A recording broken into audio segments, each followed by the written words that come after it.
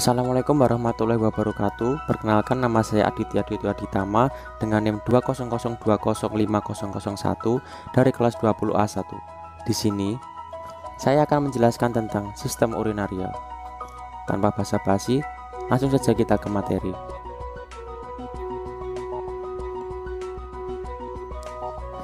Apa itu sistem urinaria?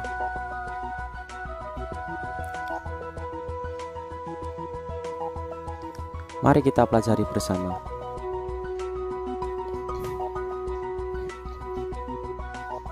Sistem urinaria adalah sistem di mana terjadinya proses penyaringan darah sehingga darah bebas dari zat-zat yang tidak digunakan oleh tubuh dan menyerap kembali zat yang masih bermanfaat untuk tubuh. Tujuannya dari sistem urinaria adalah mempertahankan keseimbangan internal tubuh. Sistem urinaria terdiri dari ginjal, nefron, ureter, kandung kemih, dan uretra.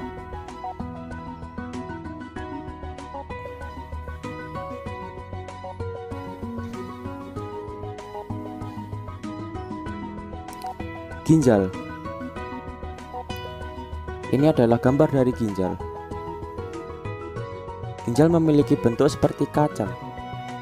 Orang dewasa, panjangnya sekitar 12-13 cm dengan lebar 6 cm dan berat 120-150 gram.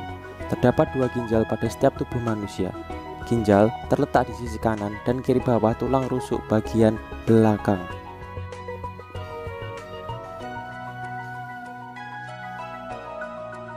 Bagian-bagian pada ginjal.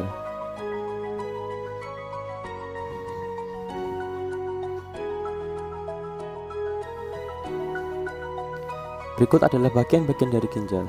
Yang pertama ada korteks, yaitu bagian luar ginjal. Kemudian ada medula, bagian dalam ginjal. Ada calyx, yaitu bagian ujung pelvis yang berbentuk seperti cawan. Ada kapsul fibros, adalah jaringan fibros keras yang memiliki saraf reseptor dan pembuluh darah. Ada ureter, berfungsi untuk mengalirkan urin dari masing-masing ginjal untuk ditampung di kandung kemih. Kemudian ada reservoir utama sistem pengumpulan ginjal disebut pelvis renalis, dan ruang berdiameter sekitar 0,4-1 cm yang disebut arteri vena. Fungsi ginjal.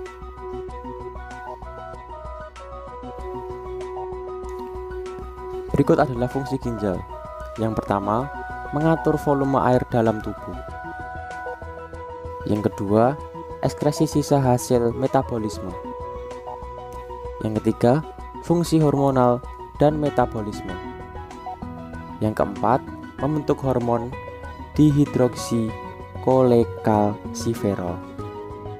Yang kelima, mengatur keseimbangan asam basa cairan tubuh. Dan yang terakhir, mengatur keseimbangan osmotik. Nefron. Berikut adalah gambar dari nefron. Nefron dibagi menjadi dua, yaitu nefron corticalis dan nefron juxtamedullaris. Bagian-bagian pada nefron yaitu satu glomerulus,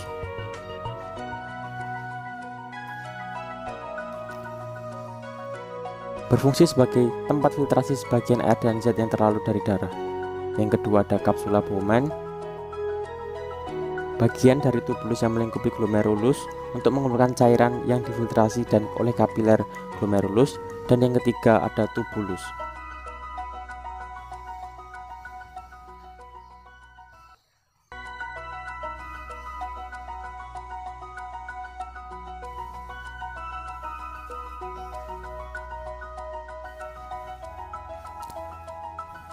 Tahapan pembersihan zat pada nefron. Berikut adalah tahapannya. Yang pertama ada filtrasi, yaitu 1/5 plasma disaring melalui membran glomerulus dan cairan yang terbentuk masuk ke tubulus ginjal. Yang kedua ada reabsorpsi, dalam tubulus zat yang masih bermanfaat akan diserap kembali oleh tubuh. Dan yang ketiga ada sekresi, zat yang berasal dari plasma disekresikan melalui epitel tubulus ke dalam lumen tubulus. Ureter.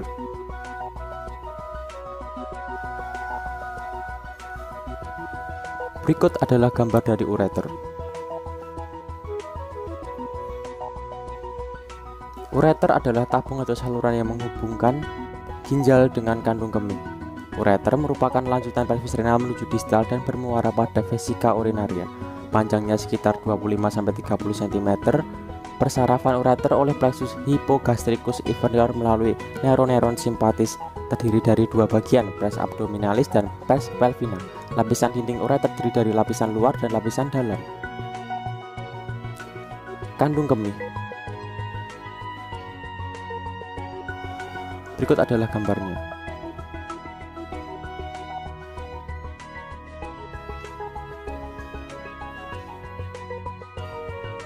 Disebut juga bladder atau kantung kemih, merupakan kantung berongga yang dapat direnggangkan dan volumenya dapat disesuaikan dengan mengubah status kontraktil otot polos di dindingnya.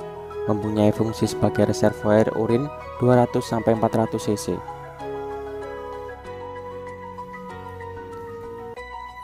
Bagian-bagiannya sebagai berikut. 1. Ada apex. Yang kedua ada korpus, dan yang ketiga ada fundus.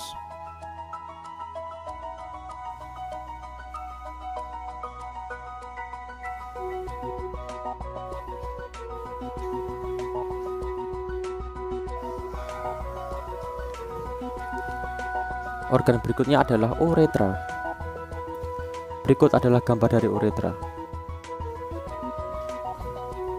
Merupakan saluran sempit yang berpangkal pada kantung kemih, berfungsi menyalurkan air kemih keluar. Dalam anatomi uretra adalah saluran yang menghubungkan kantung lingkungan luar tubuh. Pada pria berfungsi juga dalam sistem reproduksi.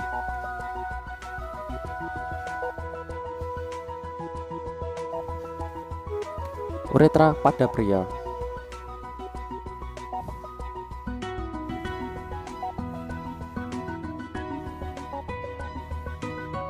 Ini adalah penjelasan dari uretra pada pria. Pada pria, panjang uretra sekitar 20 cm dan berakhir pada akhir penis. Uretra pada pria dibagi menjadi 4 bagian, dinamakan sesuai dengan letaknya. Berikut adalah bagian-bagiannya.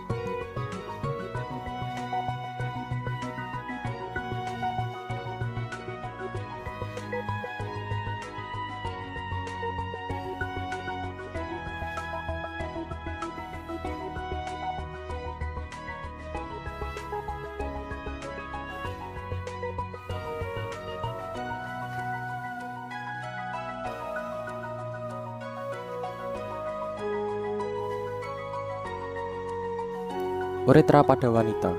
Di sini gambarnya yang di sebelah kiri. Berikut adalah penjelasan dari uretra pada wanita.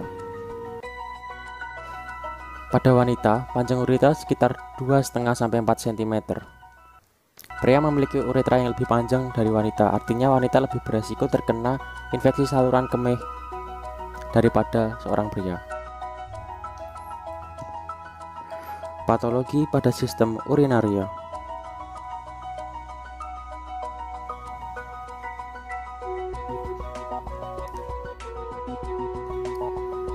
Apa itu patologi sistem urinaria? Berikut adalah penjelasannya. Patologi adalah ilmu mempelajari tentang penyakit atau proses terjadinya suatu penyakit. Dalam hal ini, kita akan membahas tentang penyakit pada sistem urinaria.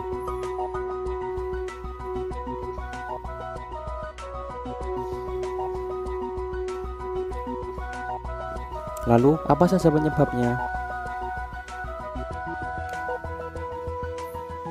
Penyebabnya beragam. Masalahnya pun juga beragam. Berkurangnya aliran darah ke ginjal, penyumbatan aliran kemih, trauma pada ginjal memiliki penyebab yang berbeda-beda. Berikut adalah penyebabnya.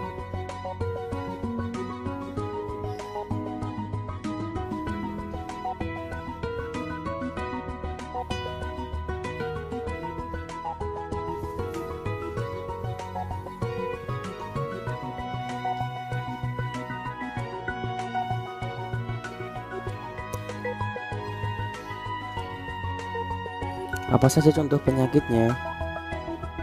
Contoh penyakit pada sistem urinaria.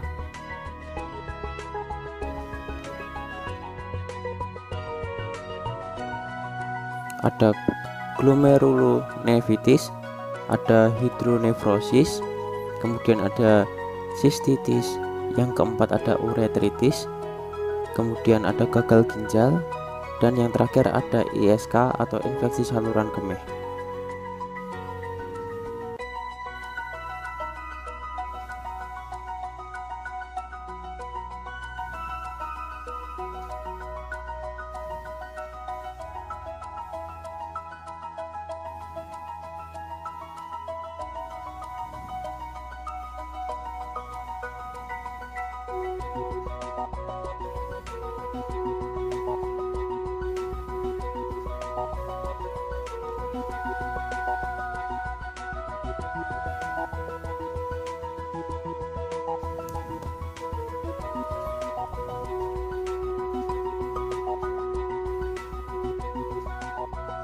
Yang terakhir, bagaimana cara pengobatannya? Pengobatan pada sistem urinaria.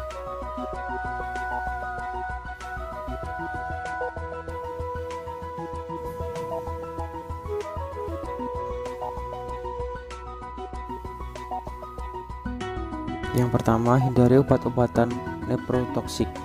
Kemudian penyesuaian dosis obat-obatan, dan yang terakhir persiapan terapi pengganti ginjal.